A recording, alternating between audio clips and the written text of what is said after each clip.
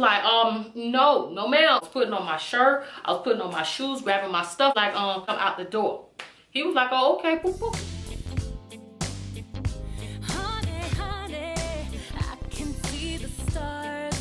Family, welcome back to the channel. I just wanted to come on and talk to you guys about a very important topic that I mentioned to you guys in my birthday video. Yes, I was telling you guys on my birthday video that I had to go into the hospital because I got sick. And the reason why I got sick is because of my anemia. A lot of you guys, I thought about it, I said, let me come on and talk to the Dream family about this because a lot of people is not aware what anemia is all about. I know when I was young, I didn't really know what anemia was about, and I used to just eat ice. I was looking for soft ice, all kind of ice. I didn't care if I went to the refrigerator and got ice out of the ice tray and then wet it a little bit to get it a little bit soft, and I would eat that. Any type of ice, I was there. I was eating. I was there for it. Okay. So anytime I went to the doctor used to always say, "You anemic. You anemic." Anytime I went to go get a checkup, a physical, or anything, and somebody told me I was anemic, it's like, yeah, I already know. I already know. Yeah, I'm anemic. It's just like a little sense of pride, or not even pride, but I really just thought that it was okay. So anyway, I decided I want to come on and talk to you guys about anemia and what it's all about. A lot of people don't know when you have anemia, it's like you were below a 6. You're a 6 or a low. Or lower, right? You're supposed to be at a 13.5, okay? And what that is your blood level and the ability for your blood to transport oxygen throughout your body. So when you're too low, that means your blood is not enough oxygen to go to your brain and all over your body and your different organs and stuff like that. So if your body is not able, think about it, is not able to transport enough oxygen to your brain or to your heart, cells go to dying off. I didn't know all of this. I really didn't know it into that magnitude. I just said anemia, you know. So now when I see people pass by me and they're getting cups of ice, I try to educate them, and then I'm like, okay, let me put this out in a video. If you guys are told that you're anemic, please go and get it under control. The doctor that I had, I don't know if he was thinking about, oh, I don't want to get a lawsuit. I done told her what she needs to do. And when he told me at the time, because I was at a 3.5, I was getting ready to go out and go shopping. The Holy Spirit spoke to me, was like, no, you need to go to the hospital, you know. So I went on to the hospital and I found out, like I was saying, the doctor, I guess he didn't want to get sued or whatever. He was like, your blood level's at a 3.5. This is dangerous. And I was like, no ma'am, why not take nobody's blood? I would get my blood back up. I was putting on my shirt. I was putting on my shoes, grabbing my stuff up. I was like, can I just take my iron pills? I promise I'll take them this time. I eat what I'm supposed to eat. I'm out the door. He was like, oh, okay, boop, boop, boop, boop. That's what you want to do. So thank God for these nurses that came in to my little room and where I was sitting waiting inside the emergency room. They came and posted up. They was like, absolutely not. Like, do you understand the magnitude of decision that you're making right now for yourself?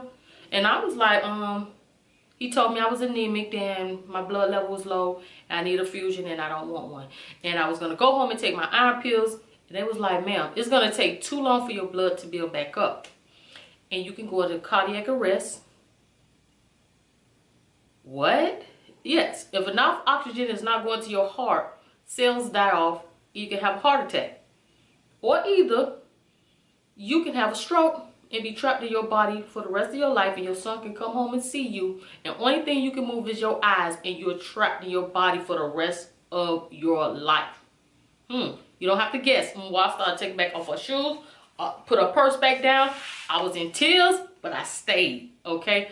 I was like, really? I didn't know that. And I'm like, this doctor was gonna let me go out just like that. Yeah, you did tell me I need a fusion, but you didn't explain to me how serious this was and what could happen, okay? So when these nurses explained that to me, I stayed, I took the blood transfusion, and all was well. My body, your body, everybody's body is an amazing machine. God made us perfectly. Your body actually will compromise and make decisions to continue to function as long as it can. And that's what my body did. It made adjustment over the years, and I don't know what it compromised or what it did, what adjustments that it made. But for 20 something years, I was anemic, and thank God nothing happened. But it had gotten so bad that my nails, and I'm going to show you guys different things, symptoms to look for to know if you are very anemic. My nails started to cave in. They turned upside down like a spoon.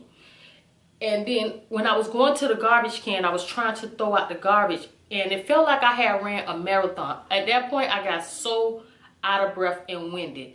You are very sleepy when you are anemic also. And then you can also, I learned from this last time, if you take your eyelid and you pull it down, if it looks pale instead of blood red, you are anemic, more than likely. I don't know what else symptoms that could be, but with anemia, that's one of the things that they checked when I was in the hospital was my eyelids. I found out from going into the hospital, there are certain foods that actually block iron from being absorbed into the body.